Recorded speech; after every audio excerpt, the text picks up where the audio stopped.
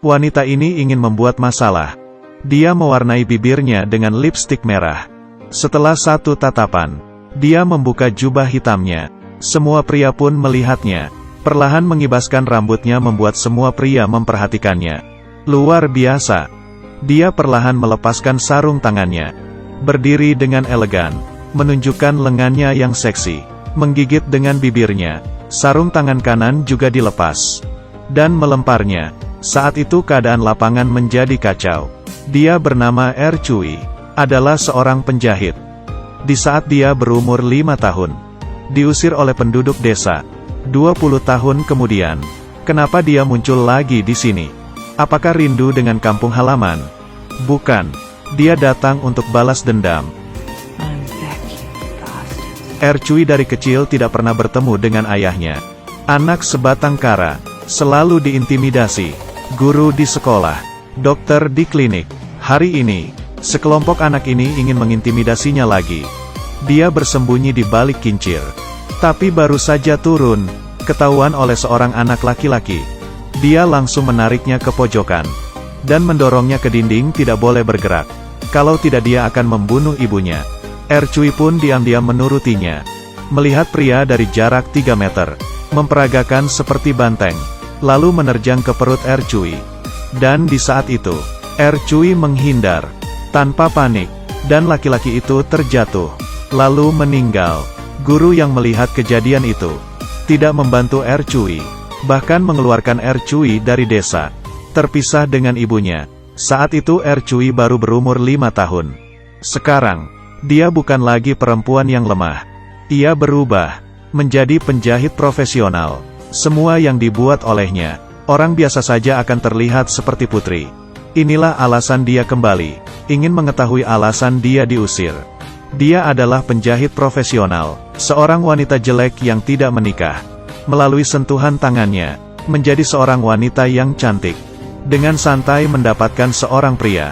Karya mahalnya Cui, menyebar dalam sekejap di desa. Semua wanita yang semalam masih membicarakannya. Hari ini langsung menemuinya untuk menjadi cantik. Tidak lama kemudian, perempuan di desa semuanya menjadi modern. Hari ini, seorang istri menangkap suaminya ketahuan selingkuh. Dia langsung menemui Cui. Menginginkan Cui membantunya berubah. Menjadi cantik dan kembali ke sisi suaminya. Pernikahan hari ini di desa. Wanita yang anggun muncul. Cui juga ada di tempat. Di pertengahan acara, guru yang jahat itu duduk di sebelah wanita ini, dan mendekati telinganya, mengatakan, anaknya dibunuh oleh Cui. Hal ini membuat si wanita kaget. Ternyata, suami terus membohonginya, mengatakan anaknya mati karena tergelincir. Wanita yang mengetahui hal ini frustrasi. Dia terus memarahi Cui di acara pernikahan. Cui menjelaskan, tapi tidak ada orang yang percaya dengannya. Hanya Da Zuang yang mengejarnya. Mempercayai Cui bukanlah pembunuh. Saat itu, Zuang tidak berhentinya berkata, ternyata, di saat kejadian, kebetulan dilihat oleh Zuang. Untuk mengingatkan kembali ingatan Cui, Da Zuang membawanya ke tempat kejadian. Membantunya mengingat, Cui bersandar ke dinding. Perlahan-lahan teringat dengan detail kejadian.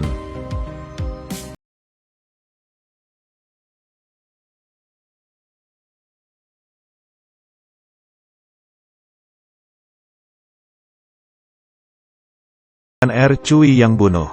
Ini barulah penyebab sebenarnya dia mati. Di bawah bantuan Da Zuang, dia akhirnya memecahkan masalahnya. Keduanya baru saja bersama. Masalah muncul. Di saat kedua orang ini ngedet, Da Zuang mengalami hal tak terduga. Dia jatuh ke lumbung sedalam 10 meter. Dan tidak bisa keluar lagi. Kemudian penduduk desa membicarakan Cui. Dia adalah wanita yang dikutuk.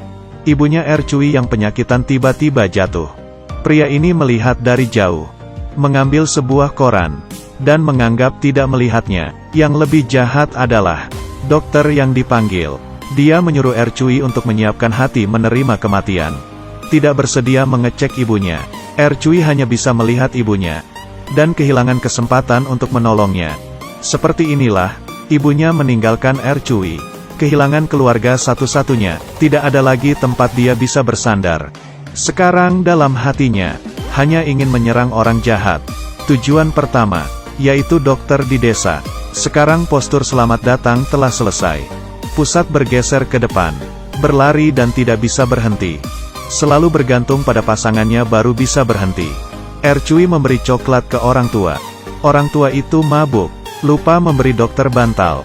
Dokter melihat dirinya melewati tempat, tidak bisa berhenti, hingga jatuh ke air dan meninggal.